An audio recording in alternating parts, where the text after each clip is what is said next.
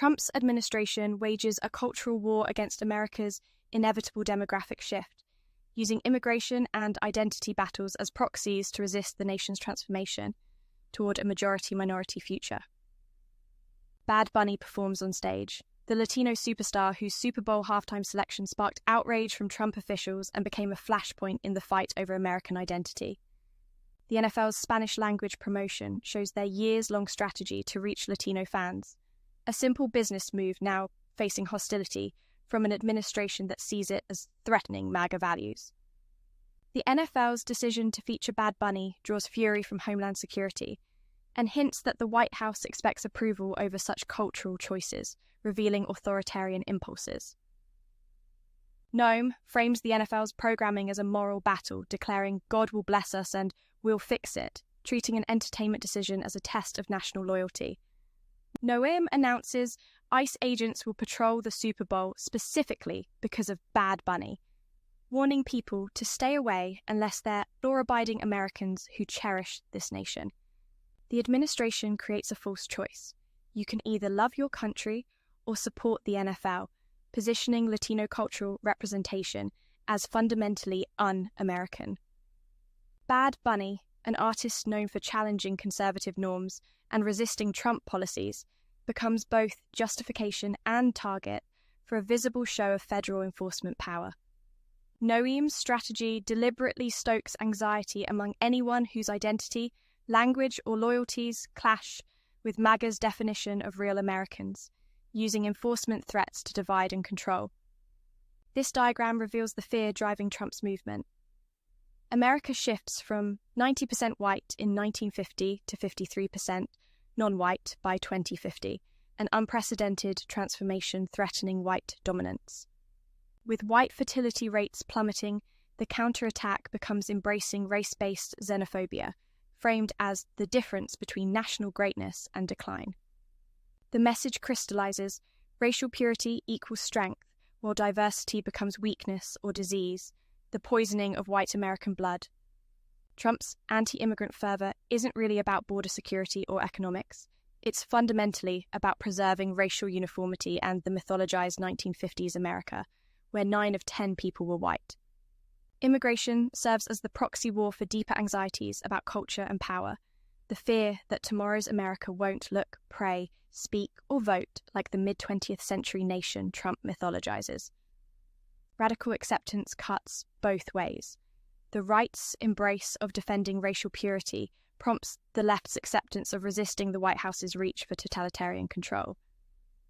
Trump's nationalism targets not just migrants, but anyone refusing to fit the real American mold: white, Christian, conformist, obedient, making all deviation feel dangerous.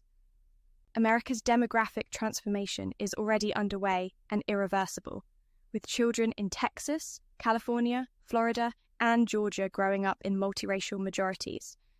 The question isn't whether America will change, it already has, but how those clinging to nostalgic visions of dominance will respond. Trump weaponizes immigration as a political identity machine, amplifying fear to unite white grievance, where immigrant crime means urban diversity and border invasion, codes for demographic replacement. The psychological battle unfolds deliberately. Make enough Americans believe their future's being stolen, so they'll demand a strong man to reclaim it, revealing the border crisis as design strategy. The war against multicultural America isn't fought with armies, but through targeted symbolic battles that signal who belongs and who doesn't. The movement targets diverse symbolic figures: a Latina pop star, an immigrant dreamer, a Muslim judge, a transgender student, a black athlete, each attack signaling that conformity equals loyalty and difference equals threat. Bad Bunny embodies everything contradicting MAGA's project: bilingual artistry, sexual fluidity, Caribbean roots, post-colonial pride, and massive appeal among young non-white Americans. This dramatic image captures Bad Bunny as a symbol of hope against oppression, like Katniss facing President Snow, a spark that must be extinguished. Bad Bunny mirrors Katniss Everdeen's role as hope giver, with Noam positioning the Super Bowl as the moment where this cultural spark must be snuffed out. Bad Bunny represents a post-border generation, global in sound, inclusive in attitude, free in identity, creating a nexus mega nationalism cannot control, making him a target for anyone seeking total power. Bad Bunny's appearance hosting Saturday Night Live just 2 days earlier creates a perfect storm for MAGA outrage, amplifying pressure on the NFL. The movement's hostility shows through coordinated cultural policing, protests over Latina actresses, complaints about interracial couples in ads, book bans, all part of the same campaign with immigration as the visible front. This basketball player, facing a historical portrait, symbolizes the tension between diverse contemporary America and the white-dominated past MAGA seeks to restore, with immigration as the culture war's most visible battlefield. Throughout history, empires and dominant identities experience decline, not as defeat, but as dilution, losing the psychological certainty that their culture defines the world.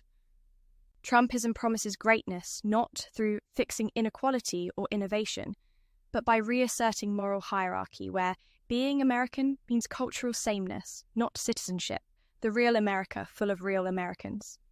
The author provocatively calls this the North Koreanization of America, an absurd model that seems no weirder than citing Orban's Hungary as MAGA's ideological North Star.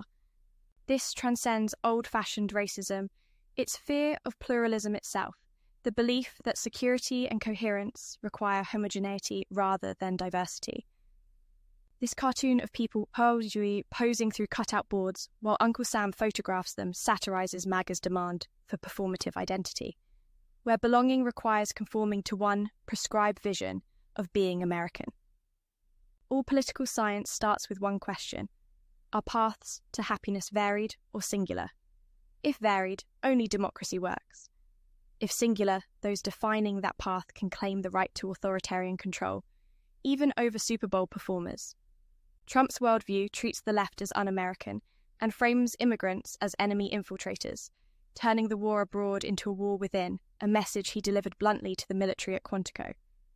This overhead view of uniformed personnel in structured rows at Quantico shows Trump's audience for his message about internal enemies, positioning the military as potential enforcers of his domestic culture war.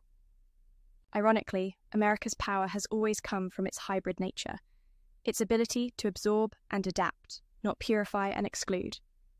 The global networks defining this century, trade routes, data flows, social media, migration, reward openness, making walls not defences but self-inflicted wounds.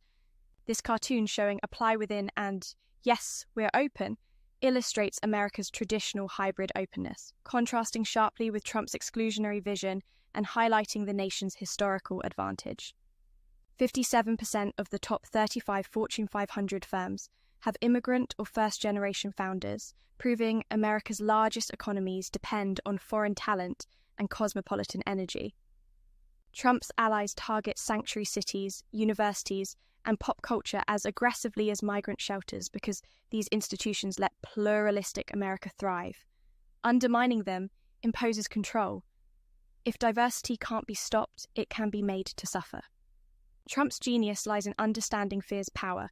You don't need majority support to rule an anxious nation, just a mobilized minority convinced catastrophe's coming, making invasion rhetoric work, despite contradictory data. Fear disciplines even those not directly threatened, causing millions to internalize the hierarchy, avoid rocking the boat, and stay silent. This compliance is authoritarian populism's real victory. Trump's war on immigrants won't end when he leaves because it's become a cultural reflex, a structural feature of right-wing politics persisting beyond any single leader. Beneath the turmoil, the new American identity evolves. Every child watching Bad Bunny on YouTube, every classroom blending languages, every interracial marriage expands who we are, moving toward complex diversity.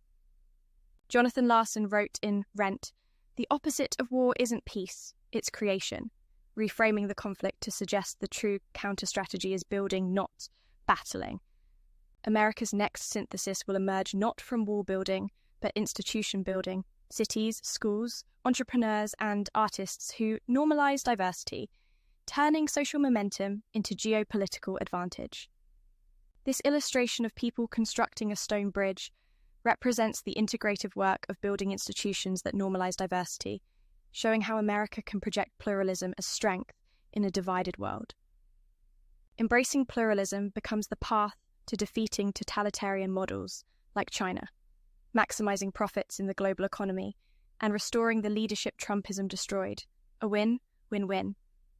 Every modernizing power from Rome to Britain faced moments when diversity felt destabilizing. Those that adapted endured, those seeking purity decayed. A pattern with clear implications for America's choice. This rearview mirror showing sunny roads while the windshield faces a rainstorm with a MAGA hat on the dashboard symbolizes Trump's movement choosing decay wrapped in nostalgia over present reality. Trump's movement chooses decay wrapped in nostalgia, while the alternative offers renewal through inclusion. A nation confident enough to stay unfinished, dynamic enough to keep absorbing change. This broken rope bridge suspended over a chasm represents the challenging path forward,